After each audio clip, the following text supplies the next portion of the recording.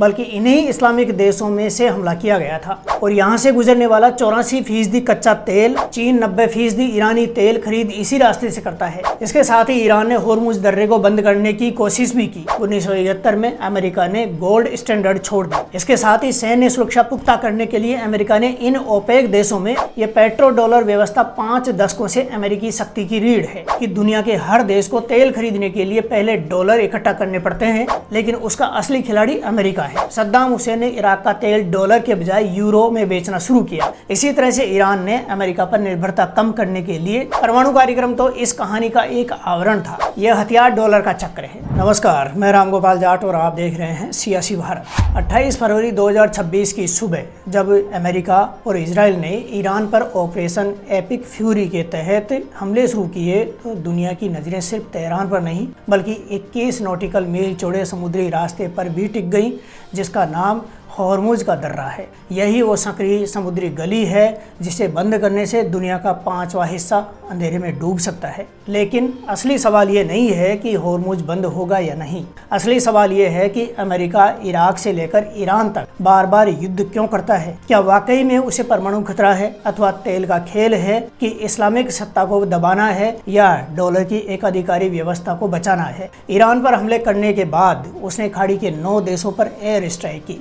समझ में नहीं आता है कि जब हमला इजराइल और अमेरिका ने किया है तो ईरान ने 9 इस्लामिक देशों पर अटैक क्यों किया। इसकी कहानी आगे समझ आएगी, क्योंकि अमेरिका या इजराइल ने अपने यहाँ से ड्रोन या फाइटर जेट नहीं उड़ाए बल्कि इन्हीं इस्लामिक देशों में से हमला किया गया था। होर्मुज दर्रा ईरान और ओमान के बीच फारस की खाड़ी को अरब सागर से जोड़ता है।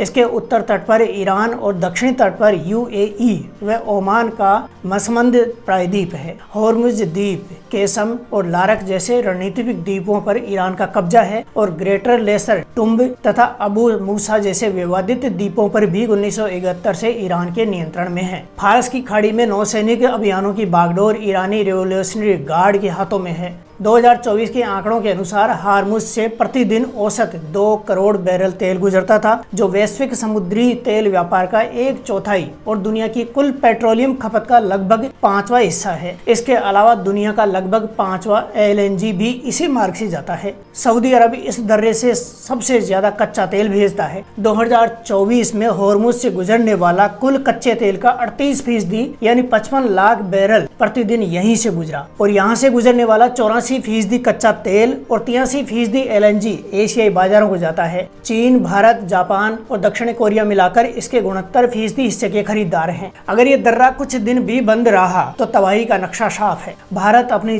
तेल जरूरतों का बड़ा हिस्सा खाड़ी देशों से पूरा करता है। जापान और कोरिया के पास कोई वैकल्पिक आपूर्ति मार्ग नहीं है। चीन 90% ईरानी तेल खरीद इसी रास्ते से करता है। यूरोप भी इसी रास्ते से LNG खरीद करता है। उसको LNG संकट झेलना पड़ेगा। होर्मुज का दर्रा बंद होने से वैश्विक गैस आपूर्ति में प्रतिदिन लगभग 29.5 करोड़ घन मीटर की कमी आ सकती है, जो 2021 में नॉर्ड स्ट्रीम से होने वाली औसत आपूर्ति से लगभग 2 गुना है। वैकल्पिक बाईपास लाइनें मिलाकर केवल 30 लाख बैरल प्रतिदिन संभाल सकती है, जो होर्मुज की क्षमता का महज एक छोटा सा अंश है। 28 फरवरी 2026 को अमेरिका और इजराइल ने ईरान पर 2000 घातक बमों से हमले किए। इस हमले में करीब 750 लोग मारे जा चुके हैं और सैकड़ों लोग घायल हैं। इसके जवाब में ईरान ने Israel, UAE, Qatar, Kuwait, Bahrain, Jordan और सऊदी अरब पर मिसाइलें और ड्रोन दागे। IRGC ने मध्य पूर्व में 6 चरणों में खाड़ी के 9 देशों में बने हुए 27 अमेरिकी सैन्य ठिकानों पर हमले किए। इसके साथ ही ईरान ने होर्मुज दर्रे को बंद करने की कोशिश भी की और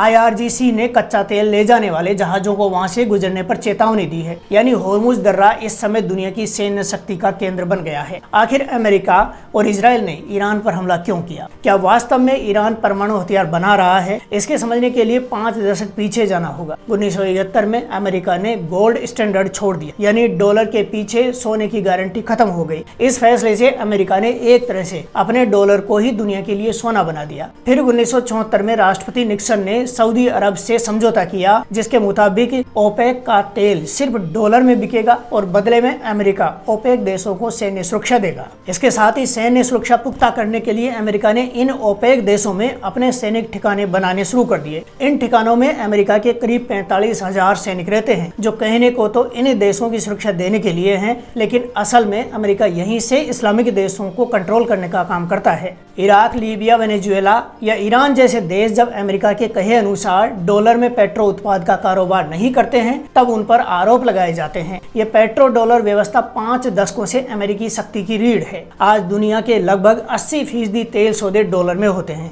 इस व्यवस्था का फायदा यह है कि दुनिया के हर देश को तेल खरीदने के लिए पहले डॉलर इकट्ठा करने पड़ते हैं, जिससे अमेरिका को अपनी मुद्रा बेलगाम छापने की आजादी मिलती है। इसलिए इतिहास में जिसने भी डॉलर से मुंह फेरा वो इतिहास के नक्शे से मिटा दिया गया। ओपेक में 13 देश शामिल हैं, जिनमें रूस, इराक, ईरान, वेनेजुएला जैसे देशों ने बाहर निकलने की कोशिश की तो अमेरिका ने उनको बर्बाद करने की चालें चली। खाड़ी देश सबसे बड़े तेल निर्यातक हैं, लेकिन उसका असली खिलाड़ी अमेरिका है। आज से 26 साल पहले साल 2000 में सद्दाम हुसैन ने इराक का तेल डॉलर के बजाय यूरो में बेचना शुरू किया। अमेरिका ने 3 साल तक सद्दाम हुसैन को दुनिया भर में तानाशाह बताने का माहौल बनाया और इराक के लोगों को सद्दाम के खिलाफ बहकाया। इसके बाद मौका पाकर 2003 में अमेरिका ने इराक पर हमला कर सद्दाम हुसैन को गिरफ्तार कर लिया। अमेरिकी सेना ने 1982 के दुजेल नरसंहार में दोषी करार देकर 30 दिसंबर 2006 के दिन सद्दाम हुसैन को फांसी दे दी। इसके बाद इराकी तेल फिर डॉलर में बिकने लगा। तब 2 लाख से अधिक इराकी नागरिकों की मौत हुई थी। लीबिया के शासक मुअम्मर गद्दाफी ने अफ्रीका के लिए सोने पर आधारित दीनार का प्रस्ताव रखा। इसके चलते गद्दाफी अमेरिका की आंख की किरकिरी हो गया। साल 2011 में नाटो की लीडरशिप में गद्दाफी को मार दिया गया और लीबिया तबाह हो गया। वेनेजुएला के निकोलस मादुरो ने 2012 में डॉलर से बाहर तेल व्यापार को बढ़ावा दिया तो अमेरिका ने वेनेजुएला पर कड़े प्रतिबंध लगा दिए और जनवरी 2026 में उन्हें उनके घर के अंदर घुसकर गिरफ्तार कर लिया गया। इसी तरह से ईरान ने अमेरिका पर निर्भरता कम करने के लिए 26 साल पहले अपने तेल को यूरो और युआन में बेचने की कोशिश की। इसके कारण बीते 2.5 दशक में अमेरिकी तनाव लगातार बढ़ता रहा। अमेरिका ने आरोप लगाया कि ईरान परमाणु बम बनाने का काम कर रहा है, जबकि पेट्रो डॉलर को चुनौती देने वाली ईरान की ऑयल बाजार योजना ही अमेरिका के लिए असली खतरा थी। परमाणु कार्यक्रम तो इस कहानी का एक आवरण था। रूस ने मजबूरी में यूक्रेन पर हमला किया। अमेरिका समेत यूरोप ने रूस पर कड़े आर्थिक प्रतिबंध लगा दिए। रूस ने भारत से रुपए में और चीन को युआन में तेल बेचना जारी रखा। अमेरिका ने पहले चीन को टैरिफ के नाम पर डराने का प्रयास किया,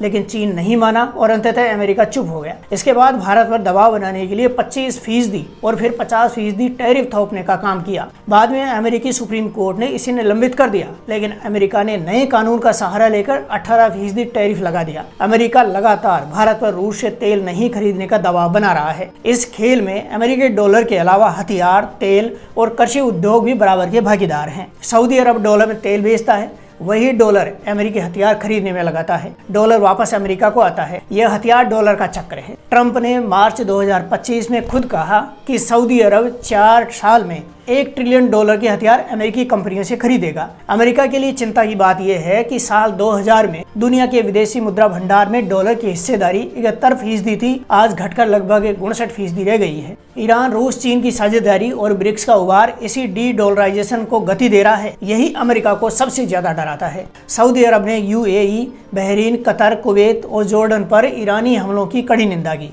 यानी खाड़ी देशों के अरब देश ईरान के साथ नहीं है, बल्कि उसके विरुद्ध खड़े हैं। पेट्रो डॉलर के अलावा इसके पीछे 1400 साल पुराना सुन्नी शिया विभाजन, सऊदी ईरान की क्षेत्रीय प्रतिद्वंदिता प्रमुख कारण है। तुर्की, मिस्र, पाकिस्तान जैसे देश ईरान के साथ खड़े होने की कीमत नहीं चुकाना चाहते हैं, इसलिए ये सभी देश या तो चुप हैं या अमेरिका के साथ खड़े हैं। पाकिस्तान के तत्कालीन प्रधानमंत्री इमरान खान ने अमेरिका का विरोध किया तो झूठे मुकदमे लगाकर उसे जेल में डाल दिया गया। आज इमरान खान अपने ही देश में जमानत नहीं ले पा रहे हैं, जबकि पाकिस्तान की जनता इमरान खान को ज्यादा चाहती है। पाकिस्तान के विदेश मंत्री इसाक डार ने ईरान पर हमलों को अनुचित बताते हुए निंदा की। साथ ही ईरान को खाड़ी हमलों की भी आलोचना की। यानी पाकिस्तान आधिकारिक रूप से न तो इधर का रहा न उधर का, लेकिन जब तक अमेरिका IMF कर्ज और सैन्य सहायता जारी है, सरकार वॉशिंगटन को नाराज नहीं कर सकती है। भारत के प्रधानमंत्री नरेंद्र मोदी ने नेतन्याहू को फोन कर युद्ध विराम की अपील की। UAE से ईरान हमलों की निंदा की, लेकिन आधिकारिक रूप से संयम तक सीमित रहा। भारत के लिए बड़े दांव है। ईरान में चाहबार बंदरगाह में $120 मिलियन का निवेश है। खाड़ी में 1 करोड़ भारतीय कामगार हैं और अधिकांश ऊर्जा आपूर्ति यहीं से होती है। भारत न अमेरिका इजराइल के खिलाफ जा सकता है और न ईरान को पूरी तरह से छोड़ सकता है, और भारत की यही रणनीति स्वायत्तता की असली परीक्षा है। अमेरिका का इस तरह से छोटे देशों को तबाह करके अपने अंतर्गत लेने का कोई कारण नहीं है। ये कई परतों वाला खेल है। उसे डॉलर को बचाना है, ओपेक देशों के क्रूड ऑयल पर नियंत्रण रखना है, चीन, रूस, ईरान की धुरी को तोड़ना है, अपने हथियार उद्योग को मुनाफा देना है और उभरते हुए भारत जैसे देशों को संदेश देना है। 2001 में अमेरिकी युद्धों में 9 लाख से अधिक लोग मारे जा चुके हैं, जिसमें 3,35,000 से ज्यादा आम नागरिक थे। अमेरिका के पास दुनिया में 800 से अधिक विदेशी सैन्य ठिकाने हैं। 159 देशों में 1,73,000 सैनिक तैनात हैं और सालाना $700 अरब से ज्यादा का सैन्य बजट है। ईरान पर परमाणु हथियार का डर सतह की कहानी है। असली मकसद पेट्रो डॉलर का खेल है और डॉलर की वैश्विक आरक्षित मुद्रा की स्थिति बनाए रखना है। होर्मुज दर्रे पर छाया ये संकट महज एक क्षेत्रीय युद्ध नहीं,